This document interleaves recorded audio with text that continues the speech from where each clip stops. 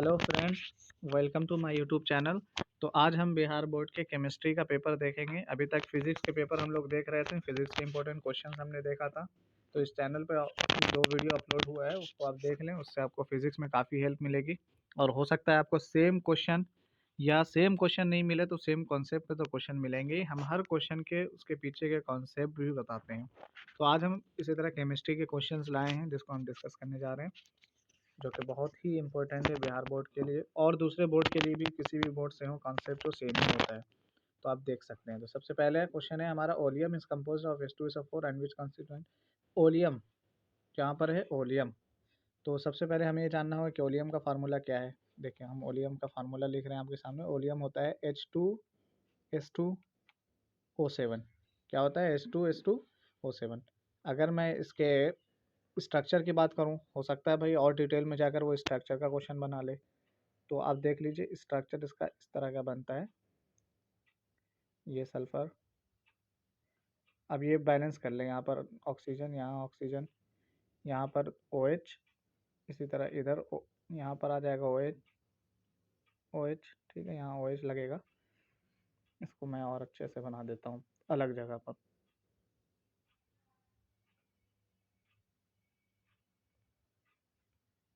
चलिए, तो मैं यहाँ पर इसका स्ट्रक्चर बना दे रहा हूँ, बहुत सिंपल है। दो सल्फर के बीच में एक ऑक्सीजन डाल दीजिए, दो सल्फर के बीच में, और पहले डबल बॉन्ड लगाओ सल्फर पर।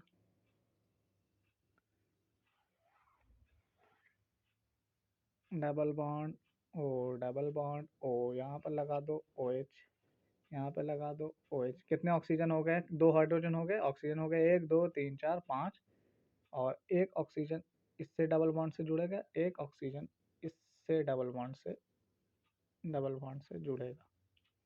ठीक है, तो ये इस तरह से H2S2O7 का ये स्ट्रक्चर हो गया। ये आप रट के जाना, देख लेना अच्छे से, कॉन्सेप्ट भी इसी तरीके से बनेगा। ठीक है, ये हो गया। अब दूसरी चीज, H2S2O7 मिलके किससे बना है? एक तो इन्होंने दे रखा है कि ये बनता है H2SO4। तो यहाँ पर H2S2O7 में पहला जो आ जाएगा H2SO4, ये इन्होंने दे रखा है। इसके साथ साथ मिलेगा SO3। इसको आप बैलेंस कर लो। देखो, ये दो हाइड्रोजन है, दो हाइड्रोजन हो गया, यहाँ दो हाइड्रोजन है, फिर सल्फर दो है, यहाँ यहाँ सल्फर मिला के दो हो गया, तो ये हो गया H2।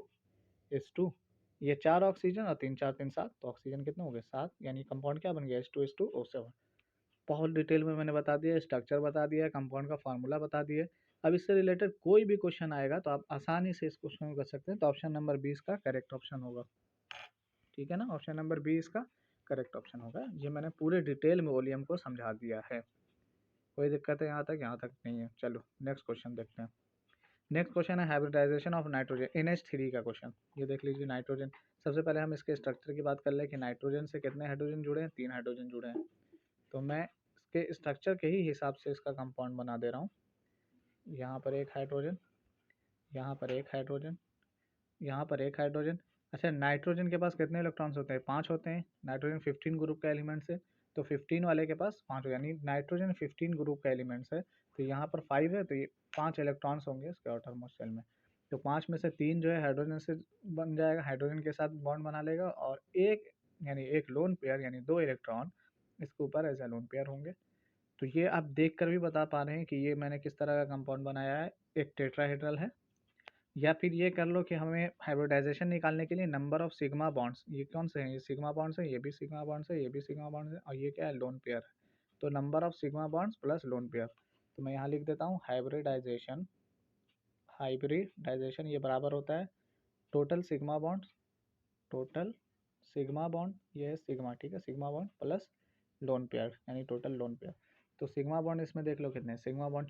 1 2 3, 3 सिग्मा बॉन्ड है यहाँ से यहाँ तक, 3 सिग्मा बॉन्ड, और एक यहाँ पर लोन पेयर है, एक लोन पेयर। तो 3 सिग्मा प्लस 1 लोन पेयर। ठीक है, तो क्या हो जाएगा? 4 हो जाएंगे। तो अब देखो, 4 यानी P के 3 इसका 1, P का 3 इसका 1, तो ये क्या हो जाएगा? P के 3 इसका 1, ये sp3। ऑप्शन नंबर 1 बहुत अच्छे से समझ में आया होगा। हाइब्रिडाइजेशन कैसे निकालते हैं फिर से एक बार देख लो। हाइब्रिडाइजेशन कैसे निकालते हैं? हाइब्रिडाइजेशन बराबर होता है total sigma plus total lone pair.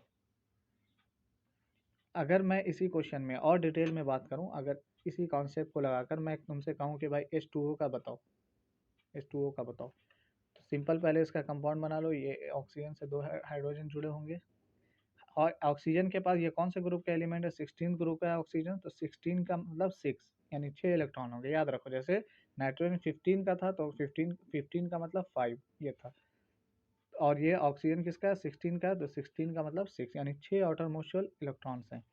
तो दो में तो हाइड्रोजन के साथ बन रहा है और दो यहाँ पर लोन पेयर की तरह प्रेजेंट होगा। तो एक लोन पेयर ये, एक लोन पेयर ये, दो लोन पेयर हो गए और दो सिग्मा बॉन्ड हो गए, तो कितना हो गया, 4। तो ऑक्सीजन का इस तरह कितना हो जाएगा, ऑक्सीजन का कितना हो गया, तो दो लोन पेयर दो यानी 4, 4 का मतलब sp3, यानी ये भी कंपाउंड कैसा बनेगा, sp3। तो ये तो मैं वाटर का मैंने बताया है एक दूसरे एग्जाम्पल से जो है यहाँ पर नहीं। तो इस तरह हाइब्रिडाइजेशन से कोई भी क्वेश्चन आएगा आप बहुत इजीली इसको कर पाएंगे, बहुत इजीली। और इसका आंसर क्या है, ऑप्शन नंबर है sp3, अभी मैंने बता दिया बहुत डिटेल में। चलिए नेक्स्ट क्वेश्चन देखते हैं। नेक्स्ट क्वेश्चन है आपका नेम ऑफ द कंपाउंड। अच्छा ठीक है, तो ये बताना है कि कंपाउंड, ये कंपाउंड इन्होंने गलत बना रखा है। ये कंपाउंड कुछ इस तरह है, यानी ये मिस प्रिंटिंग है। ये समझ लो ये एक बेंजीन रिंग है, अच्छे से मैं बेंजीन रिंग बना दे रहा हूँ। ये मान लो बेंजीन रिंग है, इस बेंजीन रिंग के ऊपर OH लगा है, ठीक है। यानी ये वाली चीज़ ऐसे है, यहाँ पर ऐसे बेंजीन रिंग से जुड़ रही है, ठीक है। तो ये बन जाएगा। तो ये कंपाउंड कौन सा है, फिनॉल है। कोई दिक्कत है यहाँ तक, बिल्कुल ऑप्शन नंबर बी फिनॉल है। चलिए नेक्स्ट क्वेश्चन पे देखते हैं। Question number 4, drug use reduce to fever. Fever को कम करने के लिए कौन सा ड्रग यूज होता है, ड्रग जो यूज होता है वो एंटीपायरेटिक, ठीक है। और बहुत सारे ड्रग्स होते हैं, एक तो हो गया एंटीपायरेटिक जो फीवर में यूज होता है, एक एनाल्जेसिक होता है। एनाल्जेसिक सुना होगा, अगर ये इसकी जगह मान लो एनाल्जेसिक पूछ ले तो ये पेन किलर की तरह काम करता है ना, पेन में काम आता है। एक यहाँ एंटासिड होता है, किसके लिए होता है, एसिडिटी के लिए यूज होता है, एसिडिटी। तो इस तरह और भी बहुत सारे ड्रग्स होते हैं, आप देख लेना, बाकी मैंने 2-3 ड्रग्स के फंक्शंस बता दिए। चलो नेक्स्ट क्वेश्चन नंबर 5 है, which of the following gas can not be collected over water. Water पर कौन सा गैस कलेक्ट नहीं किया जा सकता, option number B H2S। H2S को हम क्या कर सकते हैं, वाटर पर कलेक्ट नहीं कर सकते हैं, ठीक है। नंबर ऑफ सिग्मा बॉन्ड, देखो अभी आ गया ना, अभी मैंने हाइब्रिडाइजेशन में समझाया था सिग्मा बॉन्ड्स क्या होते हैं। सिंगल बॉन्डेड जो इलेक्ट्रॉन होता है वो सिग्मा बॉन्ड होता है। जैसे कार्बन है, इसके पास 4 हाइड्रोजन है, एक इधर, एक इधर, एक इधर, एक इधर, तो इसके पास कितने सिग्मा बॉन्ड्स होंगे, एक ये सिग्मा बॉन्ड हो गया, एक ये सिग्मा बॉन्ड हो गया, एक ये सिग्मा बॉन्ड हो गया, एक ये, कितने हो गए, 4 हो गए। ऑप्शन नंबर 1, 4 सिग्मा बॉन्ड होंगे। चलो फिर क्या कह रहा है, सेवंथ क्वेश्चन में, second period of periodic table contains element, कितने एलिमेंट्स होंगे सेकंड पीरियड में, सेकंड पीरियड में कितने एलिमेंट्स होंगे। तो आपको पता है जब आप पीरियोडिक टेबल बनाने जाएंगे तो कुछ इस तरह प्रकार का होता है, यहाँ हाइड्रोजन होता है, एकदम 18 ग्रुप में जाकर हीलियम होता है, और भी बहुत सारे इसको ट्रिक है याद करने के। जब आप पीरियोडिक टेबल बना के देखोगे तो इजीली उसको समझ में आ जाएगा। तो सेकंड पीरियड यानी फर्स्ट पीरियड में जो होता है वो हाइड्रोजन वाली फैमिली होती है, हाइड्रोजन और हीलियम होता है। हाइड्रोजन के बाद लिथियम और इस तरह फिर आगे चलता है, यहाँ पर ऐसे रहेगा लिथियम फिर सोडियम। तो फर्स्ट में जो होता है वो 2 इलेक्ट्रॉन्स होते हैं, फर्स्ट पीरियड में 2 इलेक्ट्रॉन्स होते हैं, और सेकंड पीरियड और थर्ड पीरियड में 8 इलेक्ट्रॉन्स होते हैं। तो यहाँ पर कितने हो जाएंगे, सेकंड में भी 8 होंगे, और अगर थर्ड पूछता तो भी 8 होते। देखिए फर्स्ट में, मैं फर्स्ट पीरियड की बात करूँ, फर्स्ट पीरियड में 2 इलेक्ट्रॉन, सेकंड पीरियड में 8 इलेक्ट्रॉन्स, थर्ड पीरियड में भी 8 इलेक्ट्रॉन, अगर फोर्थ की बात करता तो 18 इलेक्ट्रॉन्स आ जाएंगे। अब फोर्थ और फिफ्थ में भी 18 आ जाएंगे, इस तरह करके होता है। और भी बहुत तरीके हैं इसको याद करने के, क्योंकि इतना डिटेल में पूछेगा नहीं तो हम नहीं बता रहे हैं। चलो नेक्स्ट, वैसे वैसे इसको तुम याद भी कर सकते हो, मैंने जो जिस ट्रिक से याद किया है वो कुछ इस तरह होता है। चलो मैं बता दे रहा हूँ, जो मैंने याद किया है नंबर निकालने के कितने इलेक्ट्रॉन, जैसे पहला S, फिर S और P, फिर S और P, फिर S P D, फिर S P D। अब S में कितने इलेक्ट्रॉन्स होते हैं, 2 होते हैं, तो S में 2 इलेक्ट्रॉन होंगे। यहाँ एस में 2 होते हैं, पी में कितने होते हैं 6 होते हैं, सब तो याद हो गए 11 की चीज़ें हैं। एस में 2 इलेक्ट्रॉन होते हैं, पी में 6 होते हैं, एस में 2 होते हैं, पी में 6 होते हैं, डी में 10 होते हैं, फिर एस में 2 होते हैं, पी में 6 होते हैं, डी में 10 होते हैं। अब सबको जोड़ लो, यहाँ 10 होते हैं, सबको जोड़ लो तो ये फर्स्ट पीरियड है, ये सेकंड पीरियड का हो गया, ये थर्ड पीरियड का हो गया, ये फोर्थ पीरियड का हो गया, ये फिफ्थ पीरियड का हो गया। तो पहले क्या करना है, एस लिखना है, फिर एस और पी लिखना है, फिर 2 बार लिखना है एस और पी, फिर क्या लिखना है, एस और पी डी लिखना है, फिर 2 बार लिखना है। इसी तरह नीचे जाएंगे तो एस पी डी एफ 2 बार आ जाएगा। तो यहाँ कितने इलेक्ट्रॉन्स हो गए देख लो, यहाँ इलेक्ट्रॉन्स हो जाएंगे 2, यानी फर्स्ट पीरियड में 2 इलेक्ट्रॉन जो अभी मैंने बताया। यहाँ देखो 6 2 कितने 8, तो यहाँ 8 हो रहे हैं। यहाँ देखो और एस और पी 2 बार है तो यहाँ भी 8 हो जाएंगे, तो थर्ड पीरियड में भी 8, और इसको तुम जोड़ोगे तो 18 मिलेगा, इसको जोड़ोगे तो 18 मिलेगा, और इस तरह एंड सो ऑन करते रहना। ये आसान तरीका था बताने का। अब मैं आगे क्वेश्चन देखता हूँ। तो सेकंड पीरियड ऑफ टेबल में क्या होता है, पीरियोडिक टेबल के सेकंड पीरियड में 8 होते हैं, मैंने अच्छे से समझा दिया। नेक्स्ट क्वेश्चन है, the process of heating one of a metal in excess air below it's melting. अच्छा है, मेटलर्जी का क्वेश्चन है। इन्होंने सबसे पहले एक पॉइंट इनको पकड़ो, एक्सेस ऑफ एयर, एयर के प्रेजेंस में कौन सा होता है, रोस्टिंग होता है, और एक होता है कैल्सिनेशन जो कि एब्सेंस ऑफ एयर, जो कि एब्सेंस ऑफ एयर, एब्सेंस को मैं निगेटिव लिख दे रहा हूँ, निगेटिव ऑफ एयर, ठीक है, एब्सेंस ऑफ एयर याद रहेगा। चलो मैं एयर को O2 लिख दे रहा हूँ, एब्सेंस ऑफ O2 एयर, ठीक है। चलो बैठ गया, ठीक है, क्वेश्चन समझ में आ गया तुम्हें, हो गया रोस्टिंग, हो गया इसका answer roasting. Next question, white and yellow phosphorus are. अच्छा तुमने पढ़ा होगा पी ब्लॉक के अंदर कि P4 फास्फोरस के 2 इलेक्ट्रॉन्स होते हैं, P4 के नाम कंपाउंड बनाता है, और एक होता है उसमें वाइट, एक वाइट फास्फोरस होता है, और एक होता है उसमें येलो फास्फोरस। 2 तरह के फास्फोरस यानी 2 तरह के एलोट्रॉप्स पाए जाते हैं, फास्फोरस क्या पाए जाते हैं, एलोट्रॉप्स कहते हैं, और कंपाउंड किस तरह का बनाता है, वो P4 टाइप का होता है। तो ये भी आसान है, ये पी ब्लॉक में आपका लिखा हुआ है। खैर नेक्स्ट क्वेश्चन है, ये है तुम्हारा क्वेश्चन, पॉलीमर से buna N and buna S are synthetic rubber, ठीक है, क्या होता है सिंथेटिक रबर। ये ऑप्शन सी है, यहाँ पर ये सी है, तो ये option number B synthetic rubber इसका आंसर जाएगा, buna N and buna S. यानी इसमें क्या मिलाते हैं, एक नाइट्रोजन अलग से मिला देते हैं, यहाँ पर सल्फर अलग से मिला देते हैं, इसलिए सिंथेटिक हो जाता है, ठीक है। नेचुरल रबर में जब नाइट्रोजन सल्फर मिला देंगे।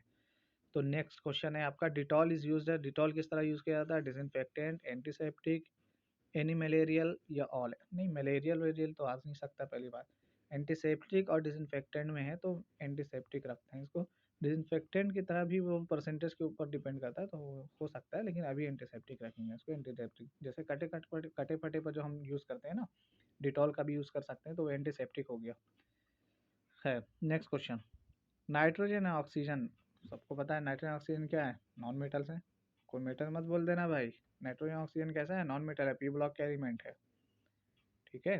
पी ब्लॉक में किस तरह के एलिमेंट पाया जाता है, मेटलाइड्स या नॉन मेटल्स होते हैं। और अगर मैं पूछूं एस ब्लॉक में कैसा होता है, तो एस ब्लॉक के सारे एलिमेंट कैसे होते हैं, मेटल्स होते हैं, याद रहेगा ना। और डी ब्लॉक में भी मेटल्स ही होते हैं, और पी ब्लॉक में एक वैरायटी पाई जाती है, एस और पी ब्लॉक सब तरह का।